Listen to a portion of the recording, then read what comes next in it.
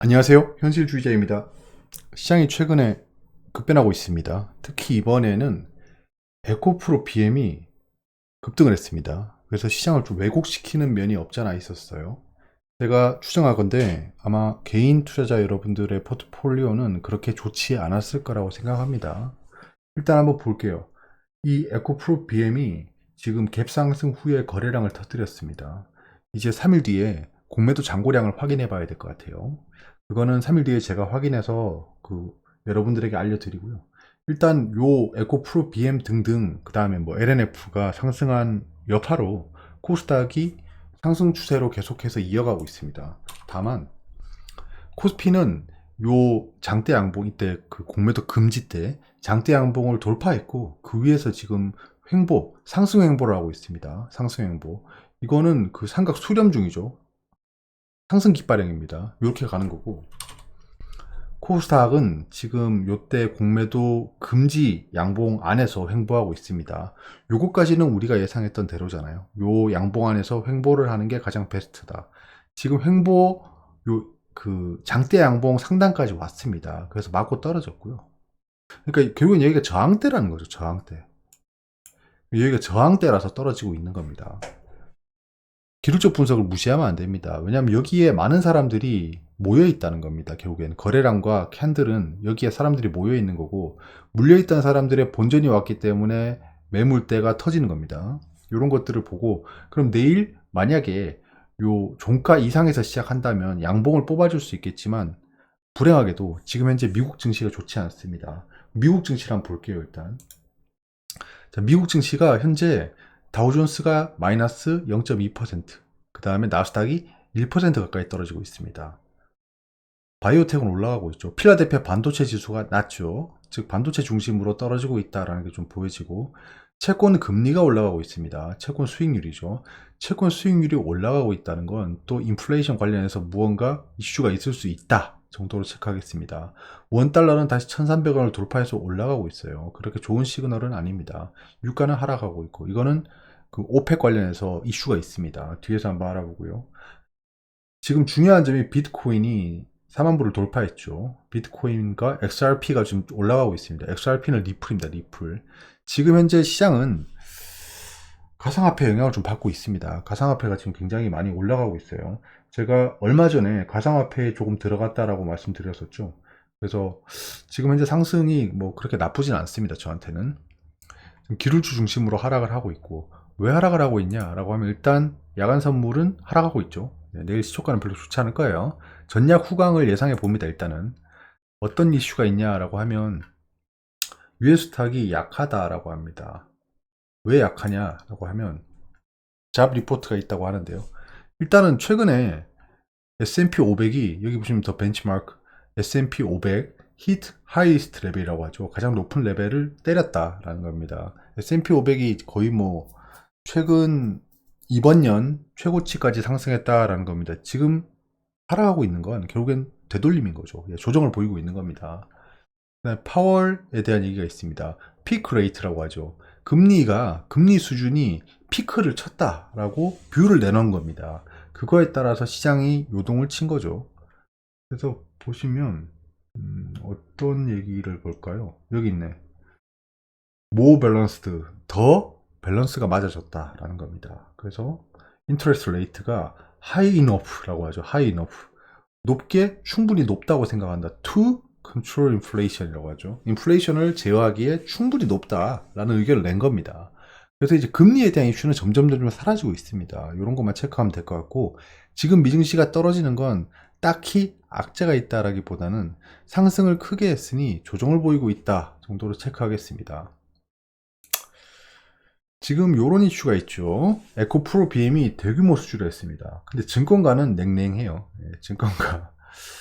증권가는 지금 에코프로 BM에 대해서 좋다는 얘기를 못합니다. 그리고 주가 위치도 뭐 그렇게 장밋빛 미래라고 보기는 좀 어려워요. 어렵습니다. 저도 말씀드렸다시피 에코프로 BM 등등은 거의 피크를 쳤고 이 피크를 뚫어 올리고 올라갈 확률은 매우 낮다라고 보고 있습니다. 다만 지금 제가 단기 스윙에 들어가 있는 건 공매도 잔고 때문이란 겁니다.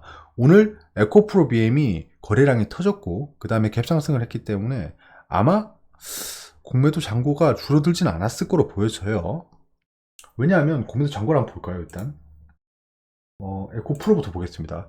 에코프로가 오늘 하락을 좀 크게 했죠. 이렇게 크게 했는데 보시다시피 좀 더 확대해 볼게요. 여기 여러분들 중요한 포인트니까 한번 확대해서 볼게요. 공매도 잔고량이 이 파란색 산인데요.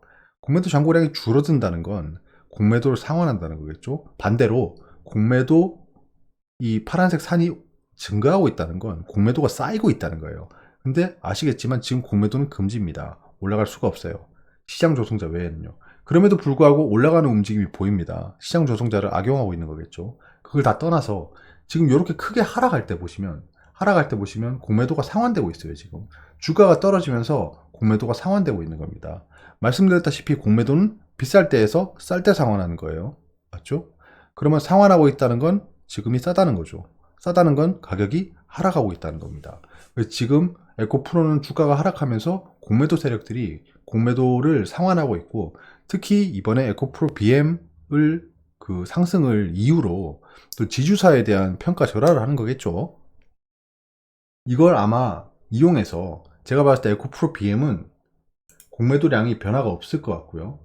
에코프로 BM 이거죠. 에코프로 BM은 지금 공매도 잔고량이 거의 미미합니다. 미미한데 지금 급등을 했죠. 급등을 했고 아마 공매도 잔고량이 그냥 그대로일 것 같아요. 또는 시장 조성자를 이용해서 공매도가 잔고가 상승했을 확률이 높습니다. 요건 3일 뒤에 확인해 볼게요. 이게 굉장히 중요합니다. 지금 에코프로 BM이랑 에코프로는 공매도 잔고량이 굉장히 중요해요. 왜냐하면 보시다시피 이 주가가 급등하고 급락할 때는 반드시 공매도랑 연관이 있었습니다. 공매도랑 연관이 있었어요. 공매도 숏 스퀴즈가 발생했다. 그러니까 주가 급등을 못 참고 공매도 세력들이 로스컷을 하는 거죠. 로스컷을 하는 상태를 숏 스퀴즈라고 합니다. 그냥 공매도를 갚는 걸 숏 커버링이라고 하죠. 숏 커버링. 단기간에 숏 커버링을 해버리는 걸 숏 스퀴즈라고 합니다. 그런 숏 스퀴즈들이 가장 큰 영향을 줬습니다. 에코프로 등등의 종목들의 주가 방향이에요. 이거는 3일 뒤에 일단 볼게요. 3일 뒤에. 내일 주가는 아마 에코프로는 갭 하락을 해서 조금 횡보하는 움직임을 보일 수 있습니다. 공매도 세력들이 좀 상환을 하겠죠. 에코프로 같은 경우에는 에코프로는 내일 갭 하락을 하지 않는 이상 여기서 더 떨어지긴 좀 어려워 보여요. 현재는 여기서 쭉 이렇게 떨어지다가 저는 여기서 급등을 했다 급락을 하는 이런 걸 좀 생각해 보고 있었어요. 그래서 여기 하락할 때마다 매수를 들어갔었죠. 에코프로 지금 컴퓨터가 좀 느립니다. 죄송합니다. 이건 근데 너무 느리잖아. 야, 이거 뭐 486이냐? 지금 에코프로는 제가 이렇게 하락할 때마다 매수를 하고 있어요. 매수를 하고 있다. 그래서 오늘 좀 거래량이 터지고 급락을 했는데요. 공매도를 매우 높은 확률로 상환했을 거라고 생각하고 있습니다. 지속적으로 한번 볼게요. 증권 간의 실적 추정치가 변경 없다. 뭐 그렇겠죠. 예, 대규모 수주를 했는데 이게 뭐 얘들이 갑자기 실적에 반영해서 막 주가를 상승시키고 이럴 수 있는 상황은 아닙니다. 그럼 자기들은 그냥 그 양측이 손해는 되는 거니까. 이번 계약으로 인한 공급 물량을 뭐 톤으로 추정한다. 연간으로 따지면 14에서 16만. 단기 주가에는 긍정적이겠지만 아주 그냥 얘들은 그냥 작정을 했어요. 오르면 안 되는 겁니다.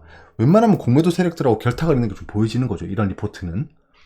중장기 성장 계획에 이미 설정된 그 이상이 아니다. 그러니까 굉장히 부정적으로 얘기하고 있어요. 그러니까 이 에코프로 BM이라는 회사에 지금 SDI하고 이런 공급 계약이 체결됐음에도 불구하고 굉장히 냉랭하게 얘기하고 있어요.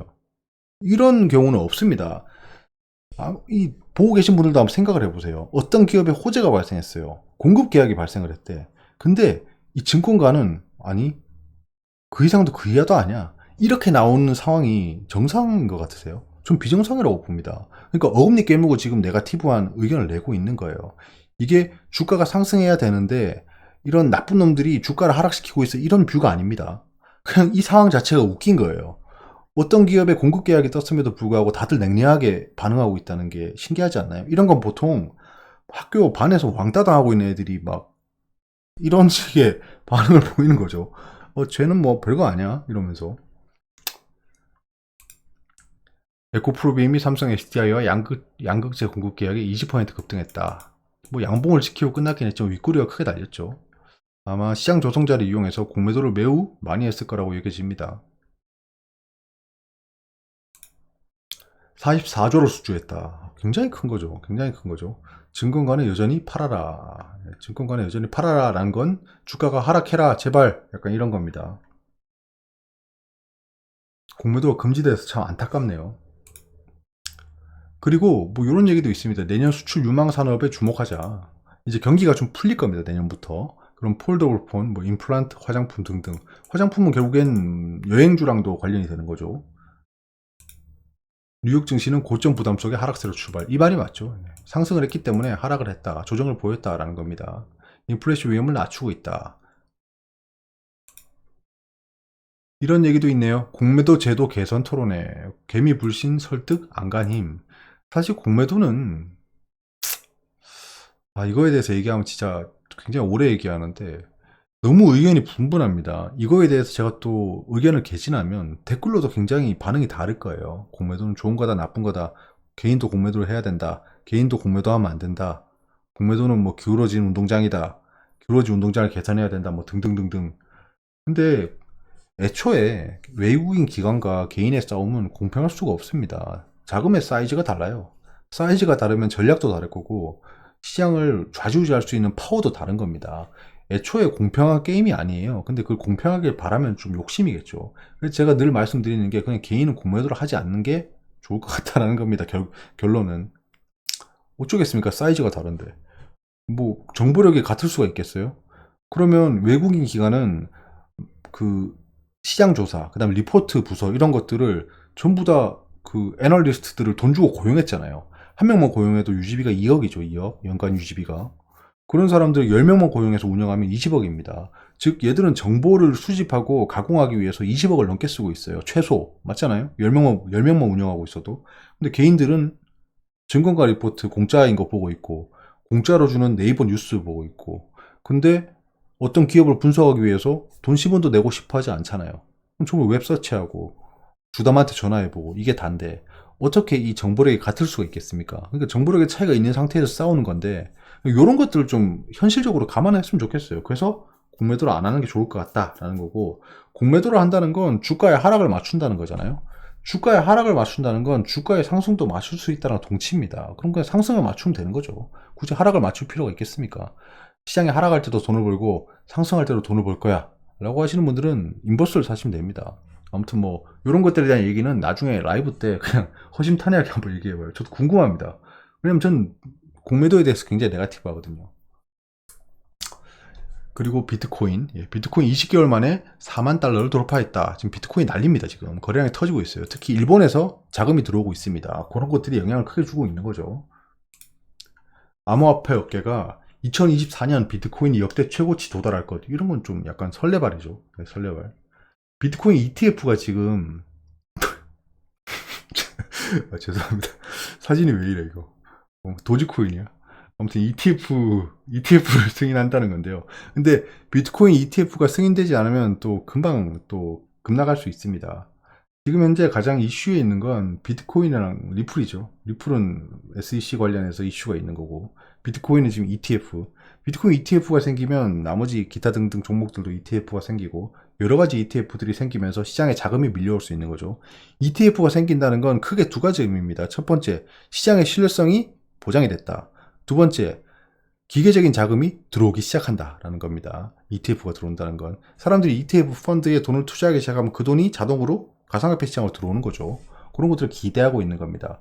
ETF를 승인했다는 건 시장이 그래도 신뢰성이 생겼구나. 예전처럼 막 플럭추에이션이라고 하죠. 왔다리 갔다리 하는 시장이 아니라 이제는 좀 가격다운 가격을 형성하면서 사람들에게 급등 급락을 그렇게 크게 안기지 않으면서 갈 수 있는 시장이 됐구나라고 판단을 한 겁니다. 자, 여기까지 말씀드리고요. 이 주제에 대해서 궁금한 게 있으면 댓글로 말씀해 주셔도 됩니다. 이런 주제에 대해서 좀 다뤄봤으면 좋겠다. 이런 뷰에 대해서 너의 생각이 궁금하다. 이런 것들 언제든지 환영합니다. 감사합니다.